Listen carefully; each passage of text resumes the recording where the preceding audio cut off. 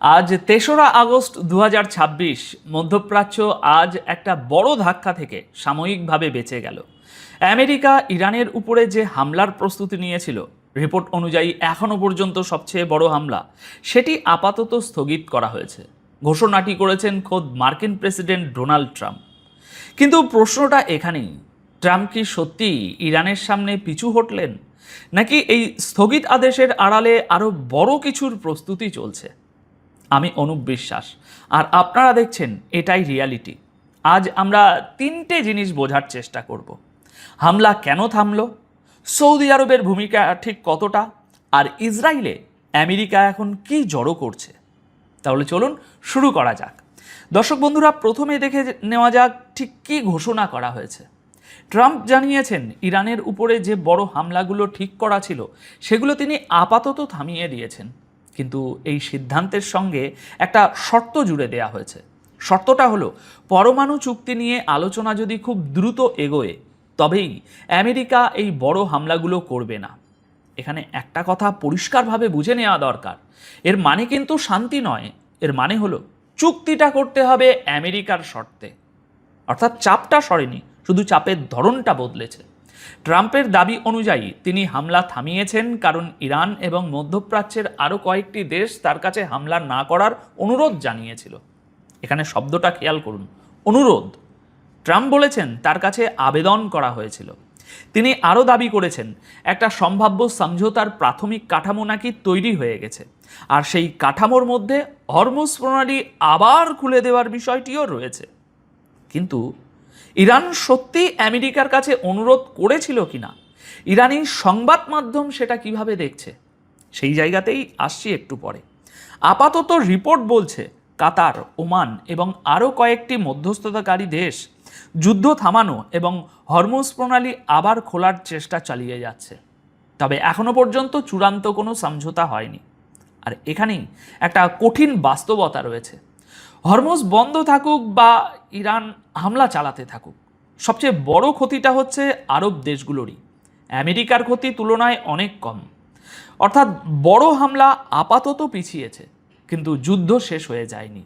আর পরমাণু আলোচনা যদি ব্যর্থ হয় তাহলে মধ্যপ্রাচ্য আগের চেয়েও বড় বিস্ফোরণের শব্দে কেঁপে উঠতে পারে। আচ্ছা, এবার আসা যাক সবচেয়ে গুরুত্বপূর্ণ প্রশ্নে। ইরান নিজে এই সিদ্ধান্তকে কিভাবে দেখছে? ইরানি সংবাদ মাধ্যমের দাবি হলো ট্রাম্প শেষ পর্যন্ত ইরানের সামনে নতি স্বীকার করেছেন। এই দাবি নিয়ে সেখানে রীতিমতো শিরোনাম হয়েছে। ইরানের সরকারি টেলিভিশন চ্যানেল প্রেস টিভি গতকাল ২রা আগস্টের একটি প্রতিবেদনে বলছে, ডোনাল্ড ট্রাম্প শেষমেশ পিছু হটেছেন। যে বড় হামলার হুমকি কয়েকদিন ধরে দেয়া হচ্ছিল সেটি আপাতত থামিয়ে দেয়া হয়েছে। এই প্রতিবেদন অনুযায়ী আমেরিকা ইরানের জ্বালানি পরিকাঠামোর উপর এখনও পর্যন্ত সবচেয়ে বড় হামলার প্রস্তুতি সেরে ফেলেছিল, কিন্তু একেবারে শেষ মুহূর্তে সেটা থামিয়ে দেওয়া হয়। দর্শক বন্ধুরা, এখানে মনে রাখতে হবে এটি ইরানি সরকারি সংবাদ মাধ্যমের দাবি। বিশ্বের বিভিন্ন সংবাদ মাধ্যম কিন্তু এর আলাদা আলাদা ব্যাখ্যা দিচ্ছে। কোথাও বলা হচ্ছে কোনো আরব শাসক এবং ইরানের অনুরোধে ট্রাম্প পিছিয়ে এসেছেন, আবার কোথাও ইসরায়েলের নামও উঠে আসছে যে তারাই নাকি থামতে বলেছে। অর্থাৎ কারণ নিয়ে একটা মতভেদ স্পষ্ট, এবং এখনই নিশ্চিতভাবে বলা কঠিন যে আসল কারণ কোনটা। আচ্ছা, এবার দেখা যাক এই সিদ্ধান্তের ঠিক আগে ইরান কি বলেছিল। ইরান পরিষ্কার সতর্কবার্তা দিয়েছিল, আমেরিকা বা ইসরায়েল যদি নতুন করে কোনো আগ্রাসী পদক্ষেপ নেয় কিংবা কোনো আরব দেশ যদি তাদের সঙ্গ দেয় তাহলে ইরানের জবাব হবে অত্যন্ত কঠোর। তারা বলেছিল সেই জবাব হবে পুরোপুরি যথাযথ এবং গোটা অঞ্চলে আগুন জ্বলে উঠবে। ইরানের পররাষ্ট্রমন্ত্রী আব্বাস আরাগাচি রাতেই এই অঞ্চলের একাধিক দেশের সঙ্গে ফোনে কথা বলেন। তিনি স্পষ্ট জানিয়ে দেন ইরান নিজের সার্বভৌমত্ব, নিজের ভূখণ্ড এবং জাতীয় নিরাপত্তা রক্ষার জন্য যে কোনো মূল্যে যে কোনো ধরনের জবাব দেবে। শুধু তাই নয়, ইরানের পার্লামেন্টের জাতীয় নিরাপত্তা কমিটিও হুঁশিয়ারি দিয়েছিল, হামলা হলে ইরানের জবাব শুধু পারস্য উপসাগরের মধ্যে সীমাবদ্ধ থাকবে না, যেখান থেকে হামলা হবে জবাব সেখান পর্যন্তও পৌঁছাবে। এই কথাটার ওজন কম নয়, কারণ এর অর্থ সংঘাত সীমান্ত পেরিয়ে অনেক দূর পর্যন্ত ছড়াতে পারে। কিন্তু দর্শক বন্ধুরা, বিষয়টা এত সরল নয়। ট্রাম্প নিজের শর্তে ইরানকে পরমাণু চুক্তি সই করার সময় দিয়েছেন ঠিকই, কিন্তু এই ইউটার্নের পিছনে একটা বড় যুদ্ধের প্রস্তুতিও চলছে বলে ইঙ্গিত মিলছে। আর ঠিক এখানেই পুরো ছবিটা বদলে যাচ্ছে। ইসরায়েলে একের পর এক আমেরিকান সামরিক বিমান নামছে। এগুলো কিন্তু সাধারণ পরিবহন বিমান নয়, এগুলো হলো ট্যাঙ্কার এয়ারক্রাফট, যারা আকাশে উঠতে উঠতেই যুদ্ধ বিমানে জ্বালানি ভরে দেয়। সহজ করে বলি একটু, এই বিমানগুলোর কাজ হলো ফাইটার জেটগুলো যাতে বারবার নিচে না নেমে দীর্ঘ পথ পাড়ি দিতে পারে এবং লাগাতার আকাশ থেকেই বোমা বর্ষণ চালিয়ে যেতে পারে সেই ব্যবস্থা করা। এই ধরনের বিমান শান্তির সময়ে জড়ো করা হয় না, এগুলো এক জায়গায় আনা হয় তখনই যখন কোনো বড় যুদ্ধ বা বড় আকাশ অভিযানের প্রস্তুতি চলে। গতকাল 2রা আগস্টের রিপোর্ট অনুযায়ী আমেরিকার আরও 10টি air two air refuelling aircraft খুব শীঘ্রই ইসরায়েলের বেন গুরিয়ন বিমানবন্দরে পৌঁছতে চলেছে। এগুলো পৌঁছে গেলে সেখানে এই ধরনের মার্কিন বিমানের সংখ্যা দাঁড়াবে 40। সংখ্যাটা একবার ভাবুন, 40টা জ্বালানি ভরার বিমান এক জায়গায় জড়ো করা হয়েছে। ইসরায়েলি সংবাদ মাধ্যমও গতকাল 2রা আগস্ট এই খবর প্রকাশ করেছে। তাদের প্রতিবেদন অনুযায়ী এত বিপুল সংখ্যক মার্কিন সামরিক বিমানের উপস্থিতি বেন গুরিয়ন বিমানবন্দরের উপর চাপ বাড়িয়ে দিয়েছে। এর ফলে সাধারণ যাত্রীবাহী উড়ানে 2 থেকে 3 ঘন্টা পর্যন্ত দেরি হচ্ছে। আর জুলাই ও আগস্টে এমনিতেই ইসরায়েলের সবচেয়ে ব্যস্ত ভ্রমণের মরশুম, পর্যটকদের ভিড়ও বেশি থাকে। এখন সামরিক বিমানের ভিড়ে জায়গা কমে গিয়ে পরিস্থিতি আরও জটিল হয়ে উঠেছে। এবার এখানে একটা পুরনো তথ্য মনে করিয়ে দিই আপনাদের, কারণ এখানেই আসল মোড়টা লুকিয়ে আছে।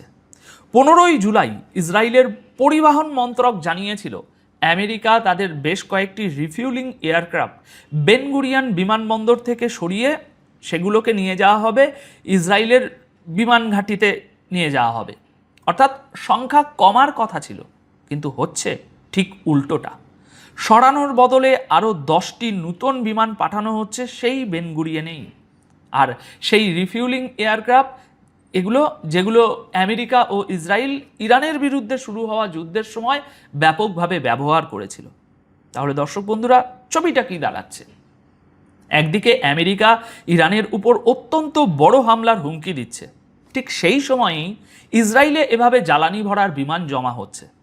এটাকেই ইঙ্গিত হিসাবে দেখা হচ্ছে যে আমেরিকা তার যুদ্ধের সরঞ্জাম এক জায়গায় জড়ো করছে এবং কোনো বড় আকাশ অভিযানের প্রস্তুতি নিচ্ছে। এখন এই বিশ্লেষণ যদি সঠিক হয়, তাহলে হামলা স্থগিত করার আসল অর্থ দাঁড়ায় সময় কেনা, প্রস্তুতি সম্পূর্ণ করার জন্য সময়। এদিকে ইরানকে ভাবার সময় দেয়া হচ্ছে, অন্যদিকে নিজের বাহিনীকে বলা হচ্ছে আরও সরঞ্জাম আনো। আচ্ছা, এবার আসা যাক তৃতীয় গুরুত্বপূর্ণ জায়গায়, সৌদি আরবের ভূমিকা। হামলা থেমে যাওয়ার পিছনে আরও একটা বড় কারণ সামনে আসছে। রিপোর্ট অনুযায়ী সৌদি আরবের ক্রাউন প্রিন্স মোহাম্মদ বিন সালমান নিজে ডোনাল্ড ট্রাম্পকে ফোন করে ইরানের উপরে নতুন হামলা না চালানোর আবেদন জানান। এক্সিওসের প্রতিবেদন অনুযায়ী ইরানের উপরে বড় হামলার প্রস্তুতির খবর সামনে আসার পরই মোহাম্মদ বিন সালমান সরাসরি ট্রাম্পের সঙ্গে কথা বলেন। তিনি ট্রাম্পকে বলেন পরিস্থিতি যেন আর খারাপ করা না হয়, নতুন ও বড় হামলাগুলো যেন পিছিয়ে দেওয়া হয়। একজন মার্কিন কর্মকর্তা এক্সিওসকে জানিয়েছেন সৌদি আরব আমেরিকার কাছে এই হামলার পরিকল্পনা নিয়ে স্পষ্ট ব্যাখ্যাও চেয়েছিল, কারণ তাদের আশঙ্কা ছিল যুদ্ধ গোটা অঞ্চলে ছড়িয়ে পড়তে পারে। আর এই আলোচনা কখন হচ্ছে সেটাও কিন্তু খুবই গুরুত্বপূর্ণ। ঠিক এই সময়েই মধ্যপ্রাচ্যে থাকা একাধিক মার্কিন দূতাবাস নিজেদের নাগরিকদের যুদ্ধের ঝুঁকি নিয়ে সতর্কবার্তা জারি করে ফেলেছিল। আর ট্রাম্প নিজেও ইরানের উপর অত্যন্ত কঠোর হামলার হুমকি দিয়েছিলেন। অন্যদিকে ইরানের পররাষ্ট্রমন্ত্রী আব্বাস আরাকাচি গত রাতে সৌদি আরব, তুরস্ক এবং পাকিস্তানের সঙ্গে ফোনে কথা বলেন। তিনি তার সমকক্ষদের স্পষ্ট জানিয়ে দেন আমেরিকা বা ইসরায়েল নতুন কোনো আগ্রাসী পদক্ষেপ নিলে ইরানের জবাব হবে চূড়ান্ত এবং অত্যন্ত ধ্বংসাত্মক।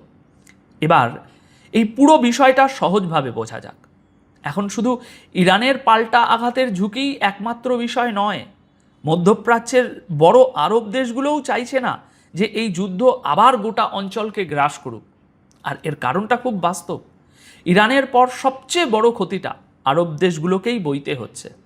আমেরিকার সরাসরি ক্ষতি সীমিত, ইসরায়েলের ক্ষেত্রেও যা হওয়ার শুরুতেই হয়ে গেছে, কিন্তু আরব দেশগুলো একেবারে গোড়া থেকেই এই হামলার ধাক্কা সামলাচ্ছে। মোহাম্মদ বিন সালমানের আশঙ্কাটাও এখানেই। ভেবে দেখুন, আমেরিকা যদি সত্যি ইরানের জ্বালানি পরিকাঠামো বা তেলের ঠিকানা, বিদ্যুৎ উৎপাদন ক্ষেত্র এগুলো সব উড়িয়ে দেয়, তাহলে ইরান বদলা নিতে কী করবে? ইরানের ক্ষেপণাস্ত্র বা ড্রোন আমেরিকা পর্যন্ত পৌঁছায় না, ফলে আঘাতটা এসে পড়ে প্রতিবেশী আরব দেশগুলোর উপরেই। আর এই প্রবণতা ইতিমধ্যেই বদলাতে শুরু করেছে। আগে হামলা মূলত সীমাবদ্ধ ছিল সামরিক ঘাঁটিতে, এখন জ্বালানি পরিকাঠামোর উপরেও আঘাত আসতে শুরু করেছে। তাই এখন প্রশ্ন হলো, ইরান এমন আচরণ কেন করছে? বিষয়টা একবার তাদের দিক থেকে দেখুন। বছরের পর বছর ধরে ইরানের উপর নিষেধাজ্ঞা চাপানো হয়েছে। তাদের তেল বিক্রি করতে দেয়া হয় না, তাদের সেনা কমান্ডারদের হত্যা করা হচ্ছে, শীর্ষ নেতৃত্বকেও লক্ষ্যবস্তু বানানো হচ্ছে। এই অবস্থায় দাঁড়িয়ে একটা দেশের সামনে বিকল্প থাকে খুব কম, আর এই বাস্তবতাটা আরব দেশগুলোও বোঝে। তাই লক্ষ্য করুন, তারা মিলিতভাবে ইরানের বিরুদ্ধে কোনো হামলায় নামছে না, বরং যুদ্ধ থামানোর চেষ্টা করছে। তবে সব মিলিয়ে সামনে এখন কি হতে পারে, সেটাই এখন সবচেয়ে বড় বিষয়। পরিস্থিতি এখন মূলত একটা জিনিসের উপরে দাঁড়িয়ে আছে: পরমাণু আলোচনা কত দ্রুত এগোয়। আলোচনা যদি সত্যি এগোয়, তাহলে হয়তো কিছুদিনের জন্য স্বস্তি মিলতে পারে। হরমুজ প্রণালী খোলা নিয়ে সমঝোতাও সামনে আসতে পারে। কিন্তু আলোচনা ভেঙে গেলে দ্বিতীয় সম্ভাবনাটা অনেক বেশি ভয়ঙ্কর, কারণ ততদিনে আমেরিকার সামরিক প্রস্তুতি আরও সম্পূর্ণ হয়ে থাকবে। আর তখন হামলা হলে সেটা শুধু ইরান আমেরিকার মধ্যে সীমাবদ্ধ থাকবে এমন ভাবার কোনো কারণ নেই। ইরানের ঘোষিত অবস্থান অনুযায়ী জবাব পারস্য উপসাগর ছাড়িয়ে আরও দূর পর্যন্ত যেতে পারে। তাই আগামী দিনে তিনটে জিনিসের উপর আমাদের নজর রাখতে হবে। 1, পরমাণু আলোচনায় বাস্তবে কোনো অগ্রগতি হচ্ছে কিনা। 2, বেন গুরিয়নে মার্কিন বিমানের সংখ্যা আরও বাড়ছে কিনা। আর 3, কাতার, ওমান, সৌদি আরবের মধ্যস্থতা কোনো চূড়ান্ত রূপ নেয় কিনা। আমেরিকা ইরানের উপর তার সবচেয়ে বড় হামলা আপাতত স্থগিত করেছে, কিন্তু শর্ত জুড়ে। ইরানি সংবাদ মাধ্যম বলছে এটা তাদের জয়, আবার ইসরায়েলে জমা হওয়া 40টি জ্বালানি বিমান বলছে অন্য কথা। আর মাঝখানে দাঁড়িয়ে আরব দেশগুলো, যারা এই যুদ্ধের সবচেয়ে বড় দাম দিচ্ছে। এখন তাই আপনাদের কাছে আমার প্রশ্ন, ট্রাম্পের এই সিদ্ধান্তকে আপনি কিভাবে দেখছেন? এটা কি সত্যিই কূটনীতিক সাফল্য, নাকি বড় হামলার আগে নিছক সময় কেনার একটা কৌশল? আপনাদের মতামত কমেন্ট বক্সে জানাতে ভুলবেন না। ভিডিওটি শেষ পর্যন্ত দেখার জন্য আপনাদের সকলকে অনেক ধন্যবাদ। সবাই খুব ভালো থাকবেন, সুস্থ থাকবেন।